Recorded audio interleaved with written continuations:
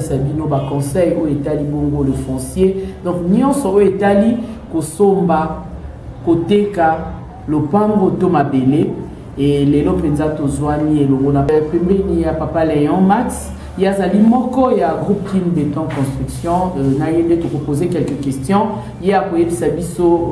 groupe Kin Béton Construction ezali nini et musala nini basalaka et ba conseil ni ba ko kopesa biso pamba te ngai na yo tozali vraiment na esengo ya kotonga bongo na mboka na biso Congo. Mbote mama journaliste okoki ko rappeler lisusu bazali kolanda biso ko bayeba kombo na yo nani pe musala nini osalaka comme on a déjà bien à Camille Léon Max El Max na ba oyo ba intime na ba El Max na Kin Béton Construction eza entreprise monene oyo ezo aider batu pona batonga na mboka na bango et basoma mabele pe na kati ya Kin to ba Kin mobimba toza wana to fandi pona ko aider bana mboka ou baza besoin ki batonga na kati ya mboka na bango toza wana pona ko informer batu ke entreprise na biso aza ezali wana pona ko aider batu na basolo wana c'est quelque chose. Kotuna penza groupe Kin Béton Construction lobi eza société kasi ezali ko aider batu pona kotonga na ndenge nini e ko aider na ndenge nini mutu atonga parce que avant mutu atonga mutu il faut azala na mabele donc mutu azala na mabele ko sunga matonga mais lelo koma pasi mutu akokoza na mwa mbongo na ye mazomona neti donc osomba le pauvre comment le la mutu fo azala na mbongo mwa mingi yo ko expliquer biso parce que yo lobi ete bino botekaka botonga kape bongo lobi Effectivement siko ko yebisa biso botekaka ndenge nini botekaka wapi pe botonga ndenge nini bosengaka nini. En tout cas merci beaucoup na souci à mokonza mboka Antoine Félix Tshisekedi oye vraiment pona ko aider bande na biso nyonso o bazala kati ya mboka ya Congo pour batonga kotonga vraiment c'est un esprit kosomba pe c'est un esprit voyez ce qui vraiment aux ala mbongo ke aux ala facilité ya ke otonga ata ce que za mbongo ebele aux ala facilité kotonga mais ba mususu ako za mbongo ebele mais esprit ya kotonga za na côté il faut asoba mutuka munene il faut alata kitoko batu baye mais esprit ya kotonga za na côté mais biso toye pona ko aider congolais nyonso congolais nyonso pour atonga na moyen kwa za na ngo alors na ndenge nini otoko sala na batu biso tozana ba concession ebele o biso to tekaka mabele ata mapango to tekaka eza dia batongi to tekaka ngo mais tozo faciliter batu ke ba besoin idée ya kotonga na mboka na bango parce que tala mikolo yo ba baye ndenge bazo tongisa ba locataire surtout na confinement no de boye alors biso tozo aider batu wana na moyen muke yo za na ngo to pression esprit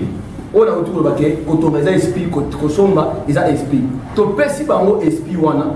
to motiver bango ke okosomba ndeni tu ko tant muto koma sur place na bureau na biso nde to ko expliquer vraiment en détail comment akosomba bango comment akosomba belé comment akotonga matondo mingi papa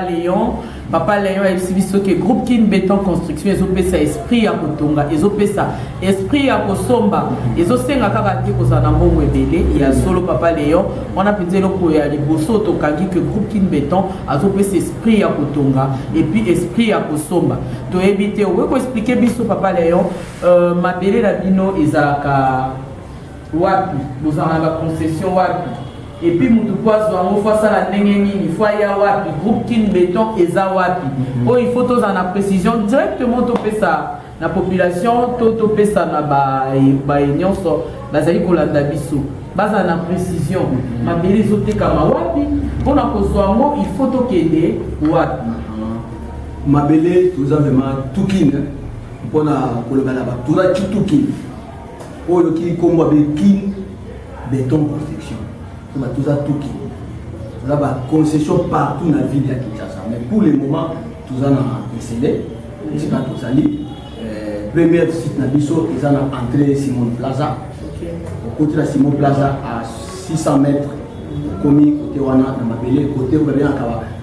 côté à Union européenne ce que tu dis à côté l'Union européenne de Isika caution na biso ezali ya mibale toza na entrée OCC wana tokomi déjà na CE avant au comment na IPN toza ba fazer na IPN mais entrée OCC to ba à 600 mètres sous na Isika na biso. Troisième concession ils a au leki d'IPN que à 100 mètres na boulevard wana na babé na lac toza sous na concession na biso place wana. Alors biso toza pembeni biro na biso za pembeni za kata kimi to ba soki okomi entrée kimuta ba ko yamba kitoko ko za bema bien accueilli. Alors makambo ya ba chef coutumier ya l'état to ba bureau moko fiable en collaboration na affaires foncières. C'est un peu ça madame ko senga bato nyonso oyo baza besoin ko batonga ba benga na numéro 082 438 71 10 bengi biso 082 438 71 10 bengi na numéro wana numéro eza c'est à bande d'écran bengi to collection vraiment bisika bi bona biso ezali et puis pardon madame ils ont concession vraiment pour décider dimension te surtout te ka ba dimension nyonso ceux qui ont besoin d'un hectare il y a combien de hectares to côté ceux qui ont besoin d'un parcelle moko to côté et puis dimension la biso eza 20 sur 20 dans la cas 20 sur 20 dans le temps alors et puis côté wana na 2020-2023 makambo ya kitoko eza to ba ville ya propre ville eza et puis marché central ba kotoka kuna to ba bomba ya ngoyo ngonga yango ya kosomba na mabele na yo c'est un peu ça madame ngonga yango oyo ya kosomba na mabele na yo ngonga yango oyo GKBC apesi biso esprit ya kotonga pe esprit ya kosomba bandeko balandi na tango oyo vraiment toyaki ko présenter bino papa Léon il y a memeli biso GKBC groupe Kin Béton Construction oyo ezali bongo société ya construction ezali kosunga biso tosomba na mboka na biso totonga pe na mboka na biso kasi tobosana te émission oyo ezali bongo émission totonga yango ekosunga biso na ba conseil modèle nini toko procéder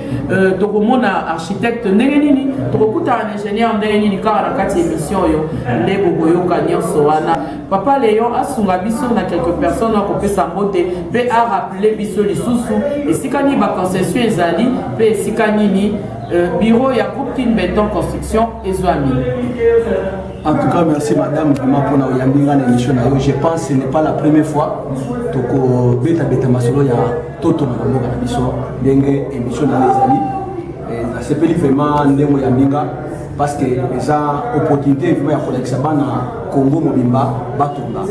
Alors biso tozali Kin Béton Construction na kati ya mboka. Na kosenga bato nyonso oyo baza besoin ko batonga babenga na numéro 082 438 71 babengi biso 082 438 71 babengi biso tokoyamba bango vraiment kitoko na kati ya ni na biso et puis ya mibale na pesi maman secrétaire na biso maman babengaka maman secrétaire na pesi mbote na musika na pesi papa archi fode mbote na musika na pesi ingénieur Manon mbote na musika na pesi papa ingénieur Bob na pesi mbote na batoza vraiment toute une équipe vraiment na kati ya Kin Béton Construction na bosanité vraiment Dadi Bilumbu un grand cameraman na kati ya mboka Congo. En tout cas merci beaucoup toza na entrée Kimbuta au côté na entrée Kimbuta au mona kaka na droite yo au mona ba komi kaka likolo wana groupe Kin Béton Construction bako ya mbonga kasi kitoko na maman secrétaire na biso. En tout cas zamba pambola bino tozo c'est la bino bo benga parce que ma belle aussi la calamité madame calamité c'est mais aussi elle passe là tout qui merci Matondo mingi groupe Kin Béton Construction balobi mabele zokini na aussi là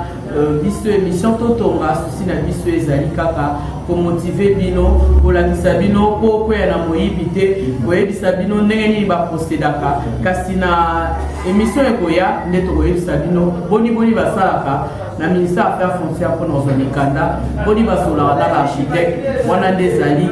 flash tosali bino pour l'émission prochain. En tout cas kotika malamu tozozela bino boya bongo kosomba mabele pamba te groupe Kin Béton Construction eyebisi biso ke bango baza kopesa esprit ya kosomba pe ya kotonga. Au revoir.